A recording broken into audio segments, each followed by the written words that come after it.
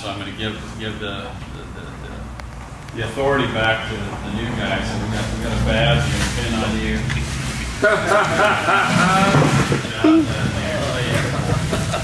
Sheriff's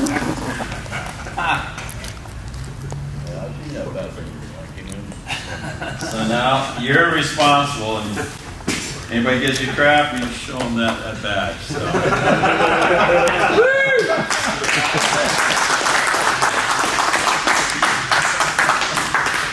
Don't give him a gun. Don't give him a gun. Well, no, because if I gave him a gun, Forrest may not make the money. Roy, Travis, or Kevin, they got the $500. Smile. Did you get all your makeup done? Oh.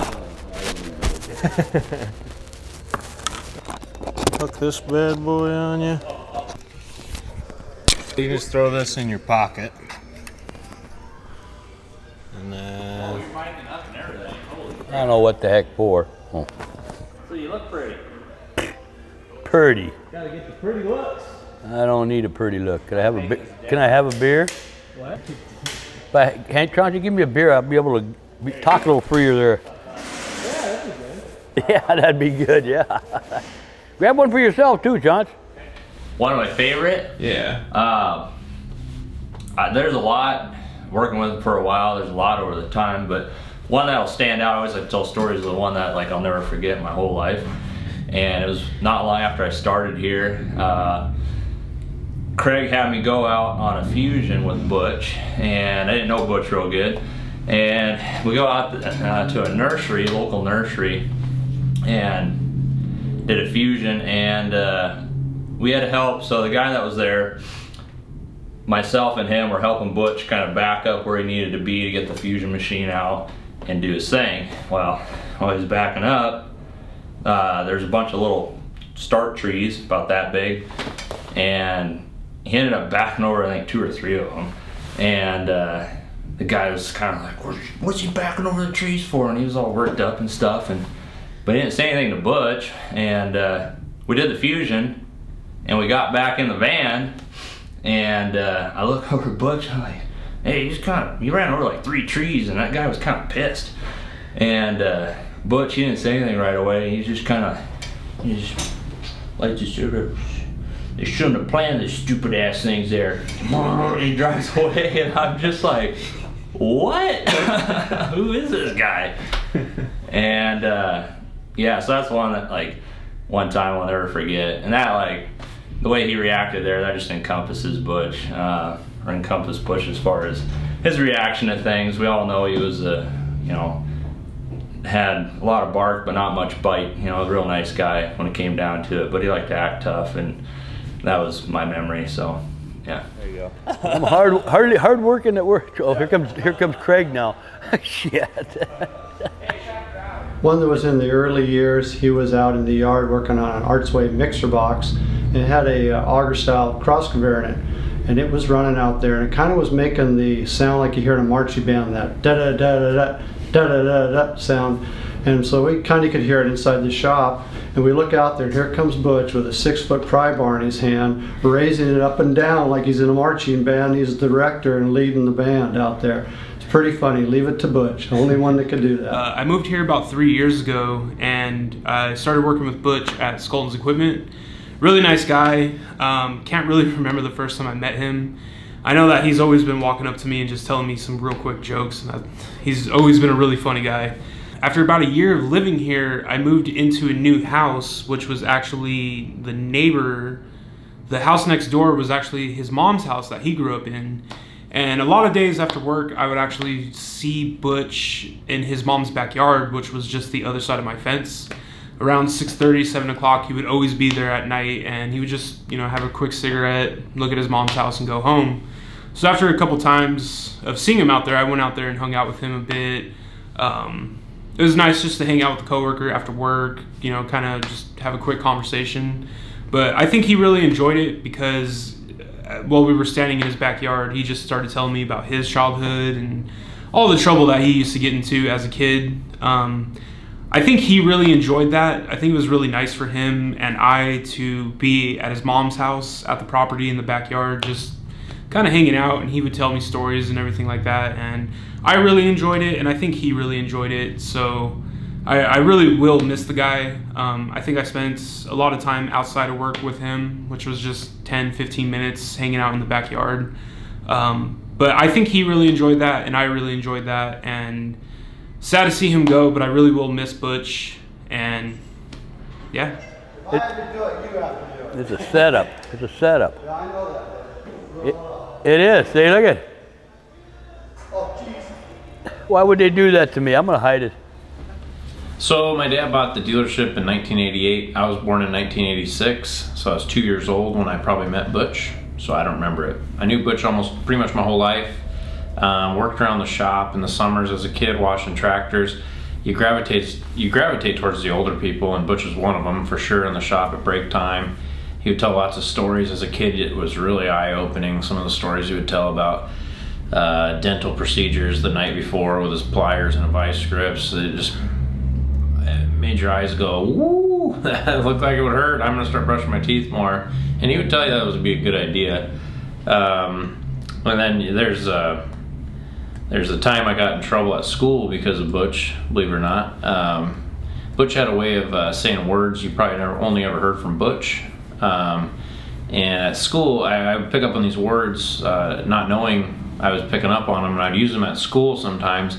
And in class one time I said, "That's a bunch of mukya," and the teacher stopped the class and like, she thought I was doing like she thought I knew a different language maybe, and I was doing a curse word in a different language. So she stopped the class and like, "Is that Spanish for a bad word?" And I'm like, I think it's Butch for a word. I don't know what it is, but I heard it from a guy at work. I told her, and she's like, "Well, don't say mukya again," because she just didn't know what it was.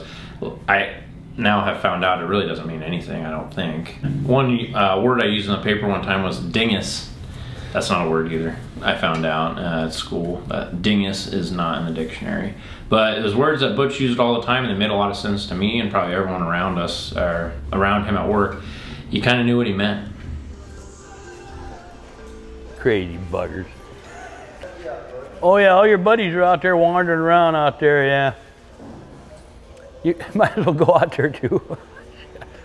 Alrighty. Wonder why we don't get nothing done.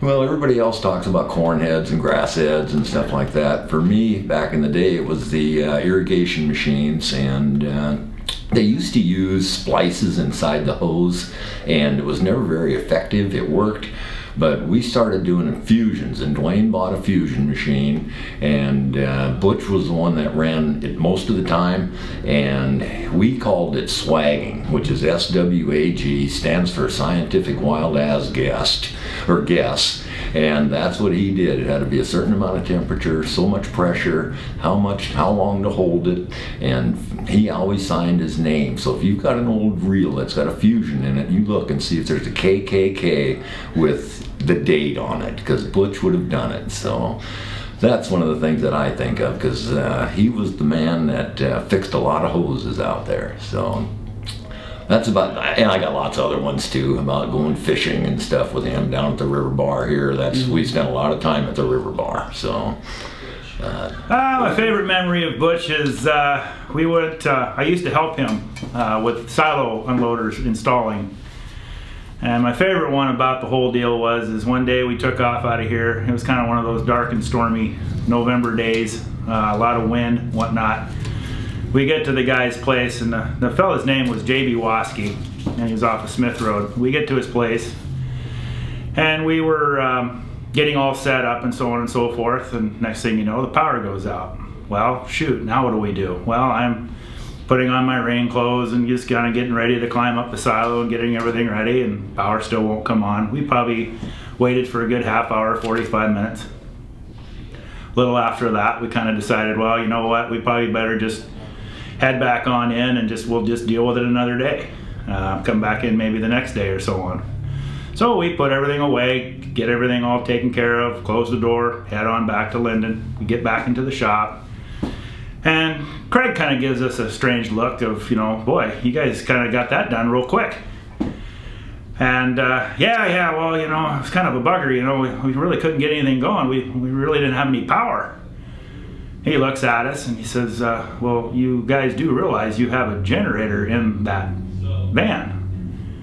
And we both look at each other, and the sudden realization that, yeah, that's what I was sitting on, putting on my rain gear, putting on my boots, and so on. It was all covered.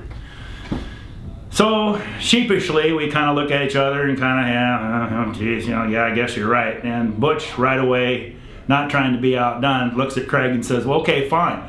Well, how are we supposed to get the generator through the door? Not that it would have helped anyway, but anyhow, long story short, next day we go back out to the guy's place. This time I don't have it covered up.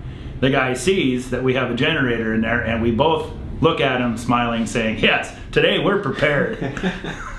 That's really all I got. I got some more, but I'd probably best not say. That's it. Well, my first memory of him was in May of 1980, 41 years ago, almost to the month here, or to the day. I got hired at Cascade Equipment, and in the morning I went in there and applied for a job. They hired me, and the boss said, you're gonna come back at after lunch with your tools, right? And I said, okay, and I did, and he put me in a job with Ken. And I asked Ken, well, what do I need for tools? I got a whole bunch of tools here, some hand tools, and he says, you need a 9/16, a 3/4, and a hammer. And I looked at him kind of funny, and he laughed at me. He says, that's all you need. And so we went out on that first job. We installed a brand new silo unloader at Vel King Dairy, and a brand new silo. And it was the first ring drive Pat silo unloader that was installed, and he and I put it together. And I remembered about Ken was that he quite often referred to himself in the third person as well. So he said, Butch, yeah, you can't do that. You can't, no, that isn't the way. So I got a real kick out of him. We became really good friends. We worked together side by side.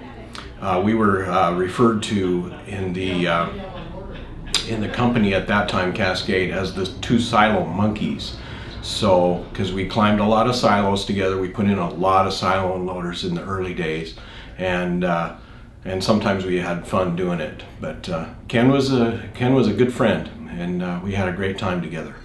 So, what's your name? Ken Kleindel, Butch. So where did the nickname Butch come from? From my mom. I had a flat top with Butch wax in my hair. Kind of a flat top, yeah. So he always called me Butch. Yeah.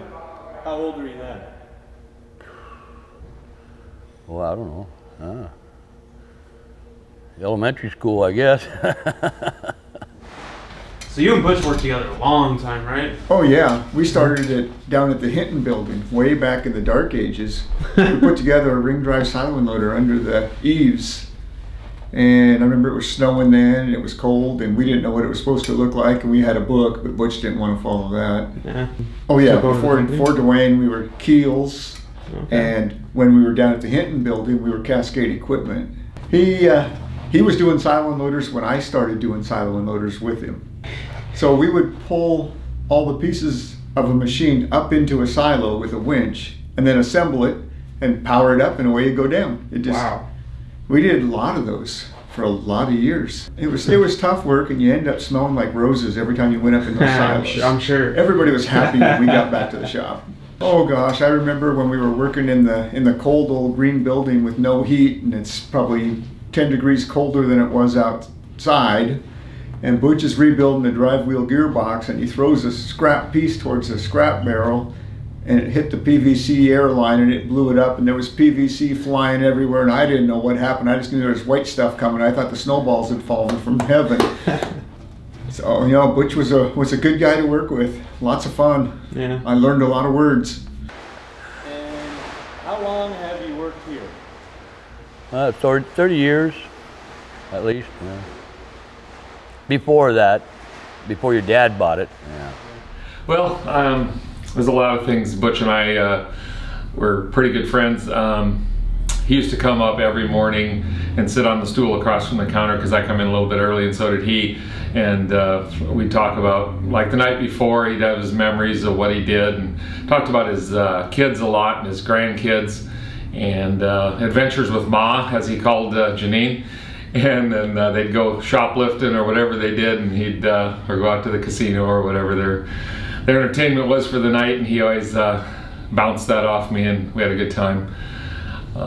A lot of other things. He always called me Mr. Kuiper.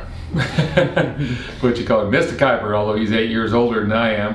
And so we had a lot of good times together. He was a genuine individual, that's the word I'm thinking of.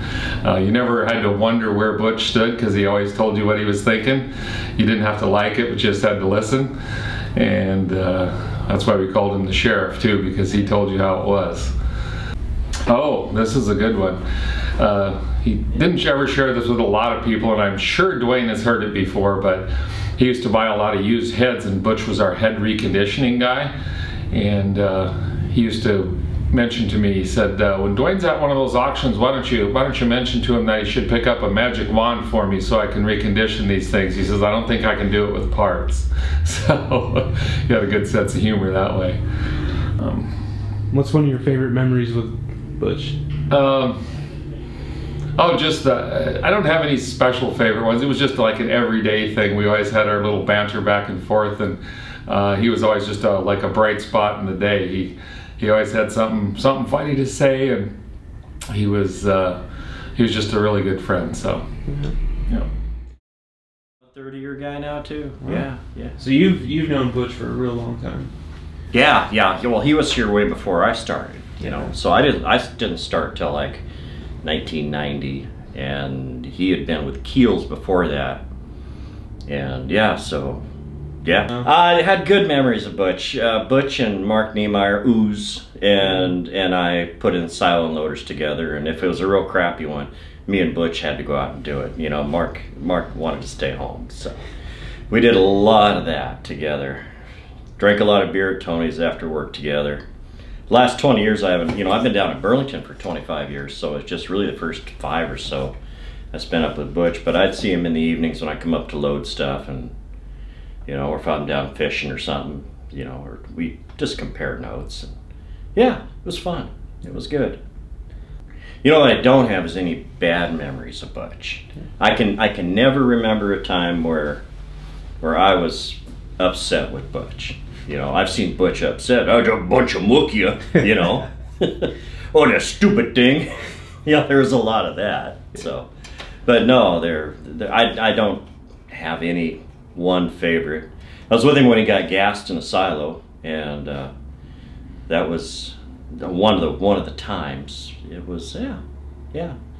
No, always had a good attitude. Always knew what he had to do, and just simple but very detailed. You know, you didn't, when he did it, it was done right. You know, and it was just the way it was. That's why guys liked him. Very honest too. You know, if it was a turd, he'd tell you. You know, it's a turd. So, oh, it's a bunch of mookia. You know. No. My favorite Kleindel saying would be, "I'm gonna go home and see what the neighbor lady's got on for lunch." That would be.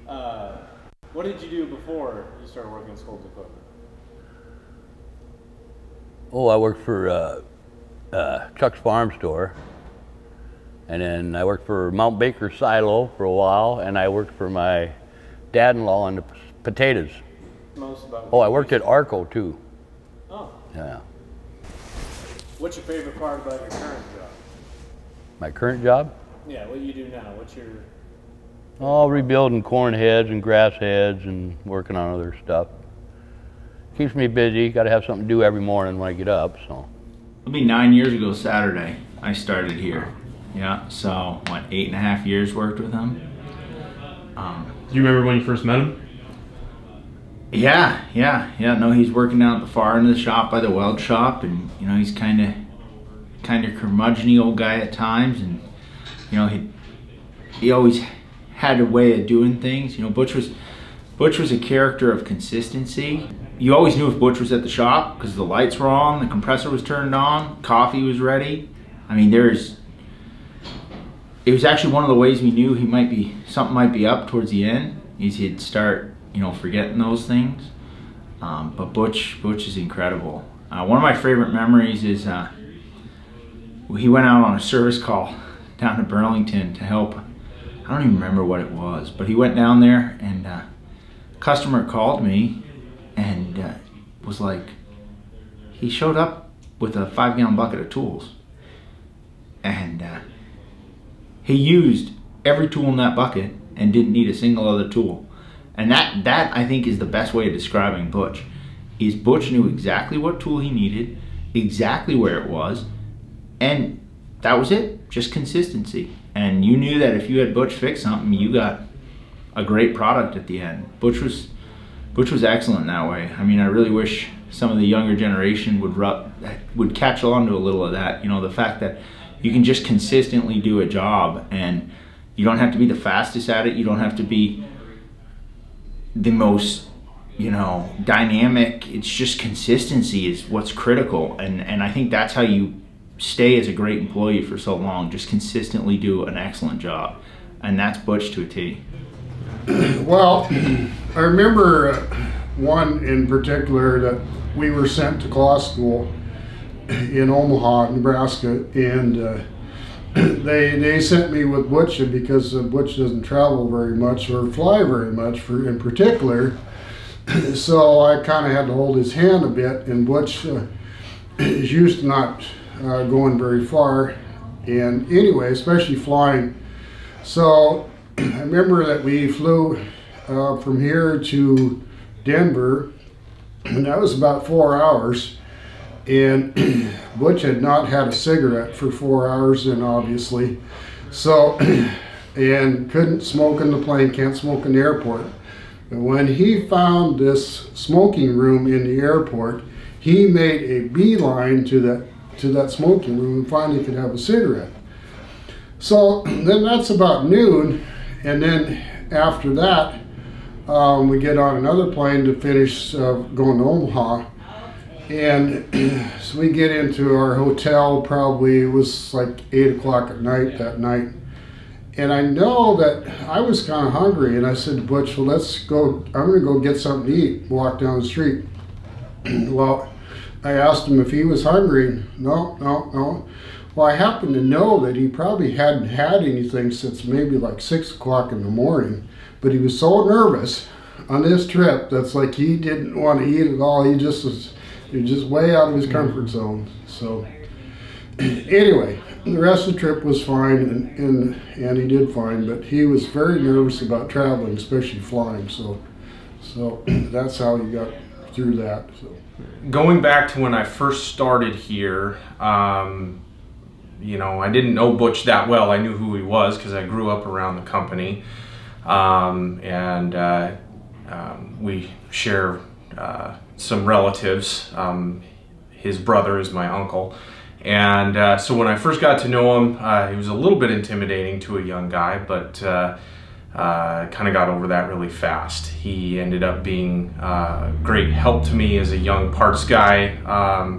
Anytime I needed help with finding something or identifying something on a head, a corn head, a hay head, or a rake or something like that, he always took the time to walk me through, hey, if you're gonna sell the customer this part, make sure you get this, this, and this as well, because we always replace these. So, you know, I don't have any great real stories that don't belong to anybody else in this company, but I just remember how helpful he was to me as a young guy. He always seemed to really care, and Butch loved to teach, which I thought was one of his greatest qualities. Was he always took time out of his day to help me understand. I know he did that with other guys too, just to help them say, hey, this is why this works the way it does. I'll never forget that. It was one of my favorite things about the guy. So do you have any embarrassing stories from your time working at Stokes? Yeah, I had a mixer box out on the work slab, and I unhooked from it from the boot on the forklift over by my end there, and then I dropped the boot down, and then all of a sudden the mixer box started rolling down the war slab, and there was a curb sitting there, and then the tire hit the curb and knocked the fence over. Otherwise, it would have went out in trailer court there and hit a trailer. So that was pretty embarrassing. They had it on film, so yeah. Me chasing it with the forklift and the boot, trying to get it. Met Butch when I first started working at Skolton's here. It was in, I believe it would be late August or early September 1996. He was a great guy to work with. Worked with him for just nearly 20 years, and always hilarious. I wrote a few notes. One of them now, we always liked to play some pranks. We worked on the south end of the shop together, and we had a frugal person that we worked with that one day decided that a binder bar from the truck wasn't safe anymore. This person was also kind of one of our safety officer for the shop, we called it. And so he took this and he was going to throw it in the scrap iron bin outside the south end of the shop. And Butch and I looked at each other, and normally you hear a big crash and a bang when it hits the scrap metal bin, and we didn't hear that. So we got a little suspicious and walked out there, and we looked, and it was hid under the edge of the pallet. And thought, well, why? Oh, this frugal person was going to take it home. It wasn't good enough for Skolton's, but it was good enough for home. So Butch and I schemed a plan, and we cut it up into 3 equal pieces, and we made them just perfect. I'm sure we weren't on the clock, but just perfect. And we laid them down on that pallet, and later on he knew he'd had when he went to grab it and go home, and he picked it up, and only the center part came up, and the ends were left. So it was always fun little jabs like that. Lots of great memories. Yeah, yeah. A couple of phrases. One of them I'm sure has been said is a bunch of mukya, and stupid ass, of course, is one of them. Another one though was Butch was perfect, and I think he's the best guy, the only guy in the county that could weld pop can thin cow crap covered metal back together and make it last. We had some guys, farming was tough at times, and one of his statements is, you know what, pay me now, pay me later, you know, and he had an old set of Mickey Mouse ears he'd take out sometimes and put them on his head, you know, Mickey Mousing it together was one of the comments. Back in the early days, we used to go, and after work we'd grab a box of beer and go out back and reminisce about the week. And Dale and Dan and, you know, quite a few others were along with. One thing to look for now that Butch has passed on is probably somewhere either on Rathbone Road or in Mom's backyard, is I'm sure he's got mason jars full of quarters buried somewhere, because he was the guy that would always, there were guys trying to quit smoking at the time, and he was the one that would always have a cigarette for sale. So guys, you know, the guys' wives wouldn't be seeing buying cigarettes, so they'd always come up to him and put a quarter down, and he'd always have typically a filterless cigarette to sell for a quarter. And what he did with those quarters, who knows, but I'm sure they're buried somewhere. They wouldn't be in a bank. Wasn't too particular on the beer he drank. I remember Dan Kuiper's 40th birthday at the Bedlington Barn. We were getting ready, and there was a couple of kegs of beer. One of them was Alaskan Amber, and one of them was Coors Light. You know, some fancy beer, not so fancy. Well, Butch came over. He lived across the street, and he came over and grabbed a beer. I can't remember which one it was, probably Coors Light, and he took a sip, and he said, this beer tastes like crap, and set it down and whatever. And all of a sudden he disappeared. Here, I don't know, maybe 20-30 minutes later, he shows up and has a 6-pack of Lucky Lager underneath his arm, and he says, now this is real beer. And he drinks one. So yeah, lots of great memories. Yeah, Butch was a very, you know, I met him. He was in the green shed. I probably every day I tried to talk to him for different reasons, but usually he was always working on some old rusty piece of equipment that he complained about the owner, and you know, or said something, you know, about it being broke down, and some of his favorite sayings, them guys. And he was always, them guys, after he would look at something, and it was just fascinating. Well, and his work orders had so much detail. I mean, he would, you know, so I asked the girls about finding the work orders. Well, they actually came up with work orders for a different reason about Butch that I never knew. I never knew that Butch was busy. They couldn't wait to get his work orders because they'd been entertained by some of his writing. And it's fascinating. So I'm just going to read a few of them and make some comments, you know. So hook up hoses on west apron, hose down the apron, wash down the apron, dirt, rocks, silage, nutshells from other co-workers. No one sweeps up or cleans up after their jobs. That's just one incident on that. And here's another one. Rest of the cleaning the oil up around my work area and the rest of the floor that others spilled on, going to oil pan on plastic tub. Because Butch had the oil thing in his bay, so that didn't work out very well because everybody had to go through his work area to get rid of the waste oil. That was probably the worst, except that we would always know it got cleaned up because he couldn't handle spilled oil on the floor. I think it's referenced that just the few that the girls dug up out of the office, and they already had these items highlighted, so they can't wait to get his things and read this stuff. Why is all this stuff on pallets on the apron? And that was a pet peeve of his. Either Forrest and the other guys would park stuff in our walkway. We painted lines. We did those lines for Butch's sake because he would watch those lines, make sure anybody had a piece of equipment over it. And it'll explain a little bit. I think somebody else talked about him getting a sheriff's badge. Well, that's why he got the sheriff's badge. Anyway, there's a duh with one H and 4 question marks. Duh.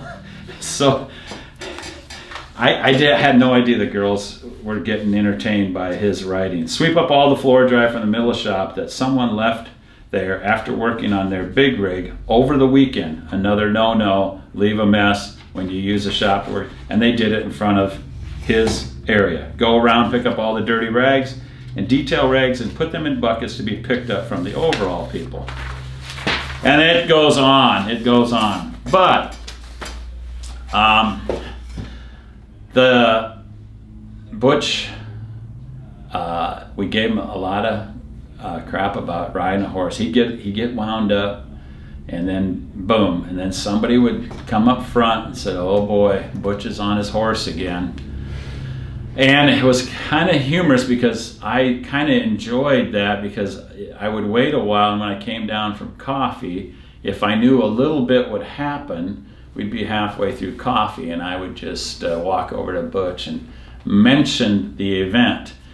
And what was fascinating, he would start up the horse again. It would just boom, and he would be on, you know, he had a hard time letting stuff go.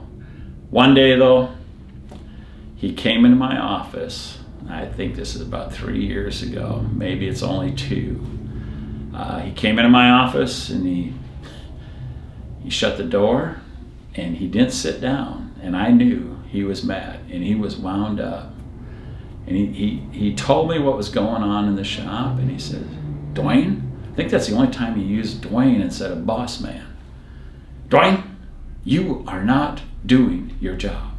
That is your job, and you're not doing it." He probably said that 2-3 times. I have never had anybody ever tell me I wasn't doing my job and tell me what my job was. But he was wound up, got it off his chest, and what was sad, he was correct. And I will never forget that conversation, never. He was correct. He called me out on it. And probably that's the reason when they thought about giving him the sheriff's badge, I was all for it because he knew. And so he will be missed, and I don't have anybody to give the sheriff's badge to again, but it would be nice to get that put on somebody else. So this is from Craig, and Craig wrote a note. A few memories of Butch. I have worked with Butch for the last 39 years, starting with Keels Incorporated on May 10, 1982, and then on to Skolton's Equipment in November of 1988. Butch was someone that could make a not-so-fun project like installing a silo unloader fun, with all the kidding around and bugging you that he always did. He also could have probably put them together in his sleep. Most of the time, the customer would just tie the parts on, and then whoever was helping Butch would winch the parts up the silo. By the time the last part made it up the silo, he would be waiting for it. It was very hard to beat Butch. Butch had a loud bark, but when it came right down to getting along with a person that ticked him off, he was all meow, not much bite. One funny story about Butch, when Butch got the boss real good. I guess he's going to read about me. Butch had to go to the Anchor property to get a fast track out of the field and bring it down to the store. Well now, the boss does not like the field getting all messed up, and during coffee break, the boss asked him how it went at the field. Butch proceeded to tell the boss that he got the machine buried up to the hydraulic tank and really stuck it in the field. Well, the look on the boss's face was, "What? Are you kidding me?" Then Butch just started to laugh and tell him he was just kidding, and the "I got you good" look he had was awesome. Butch's work area was always clean, except when people who should probably remain nameless, Forrest and Troy, got it dirty. He definitely would be riding his horse for a while. It was one of the many things we would bug Butch about, riding his horse and putting it away without cooling it off. When Butch would be all worked up about something, most times I could just walk up to him and put my hand on his shoulder, shake a little, and say, "Come on, little buddy, it'll be okay." Most of the time he would start to smile, and it was all good again. Butch was always fun to work with and work around. Between his joking around, his different sayings and words he made up, he was always good for a laugh. Customers were always happy with him and what he would do for them. Butch will be missed, always.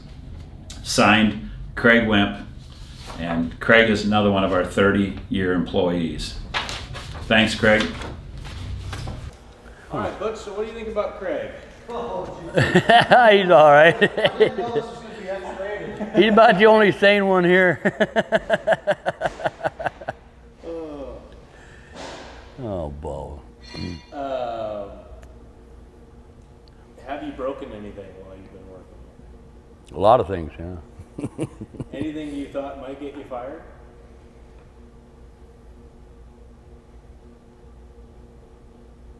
No, not really. What's your favorite part about, your favorite aspect of this job? Oh, the people I work with, and mostly farmers and stuff. I've known farmers all my life, so. Used to do silo loaders, and there was a lot of them in the county at one time. Used to do 2, 3 a day, 7 days a week, or at least 6. Is there anything you get teased about here? I guess they call me the sheriff because I don't like messes around the shop.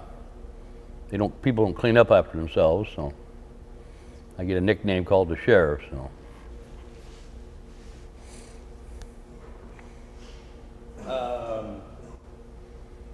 Do you remember your first day working here? Yeah. What about it? Oh, working for your dad. Oh. I remember the first time, that was a long time ago when I first started doing silo loaders for your dad. I was still doing silo loaders then too, but yeah. Yeah, I still remember it, roughly. It's been a while. What building were you working in there? In the green building, or up in the Pat's room up there, and then in the green shed out here that used to be out here where the new building is, yeah. We had to dig our way in through the snow drifts, me and Mark, to get in. Very warm? Yeah, there was no heat in there, no.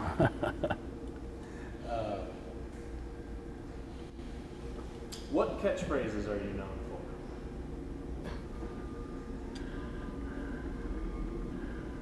for? Stupid ass.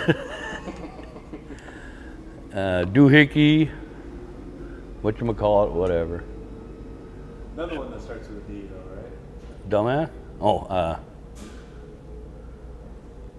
don't know, Dumas Walker or Dingus? Dingus, oh yeah, Dingus, yeah, okay. What do you think you'll miss most when you move on from Schultz? Working every day, and I like working. I don't know what I'd do otherwise, so. And seeing some of the people I work with here for quite a while, so. Yeah, they're slowly retiring too, so, yeah.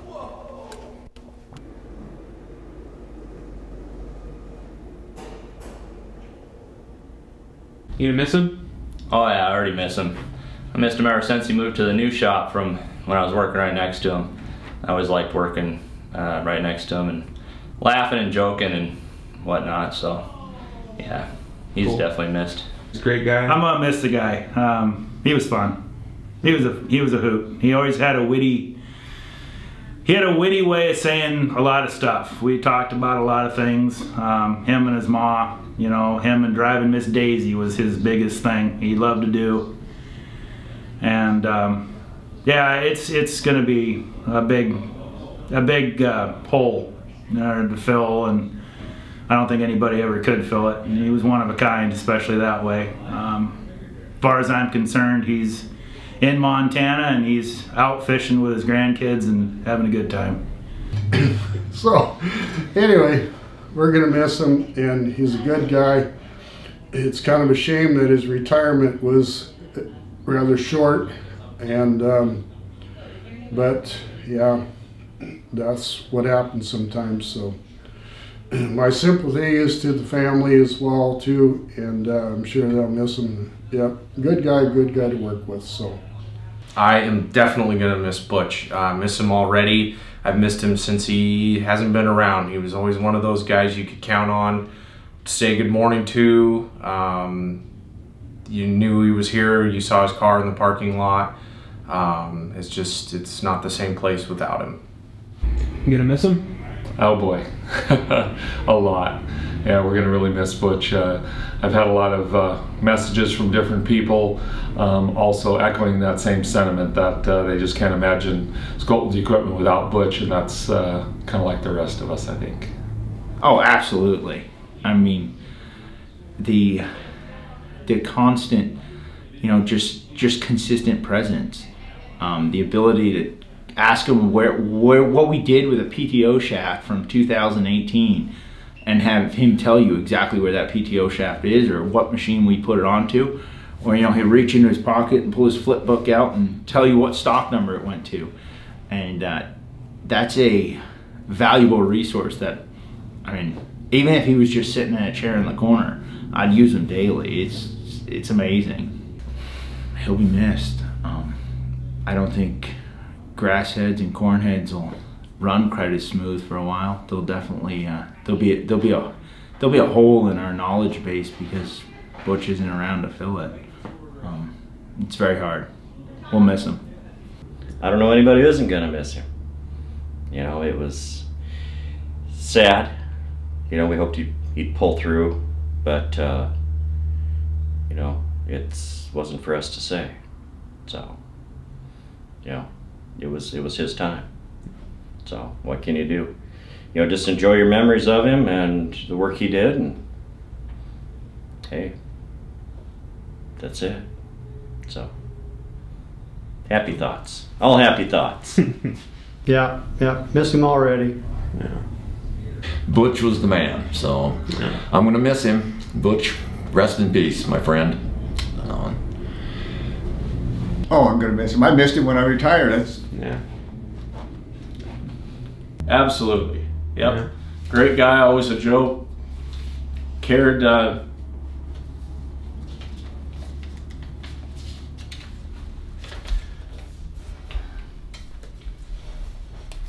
cared immensely for his family, his grandkids.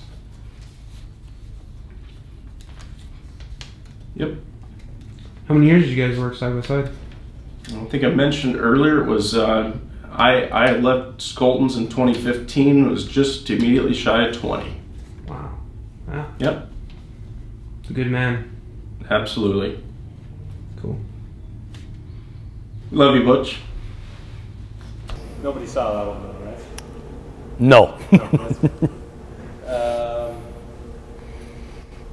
I think that's about all we got. Okay, here's Mr. Ed Pomeroy. Oh yeah? Looking at his machine. Well, thank you, Butch. Yeah.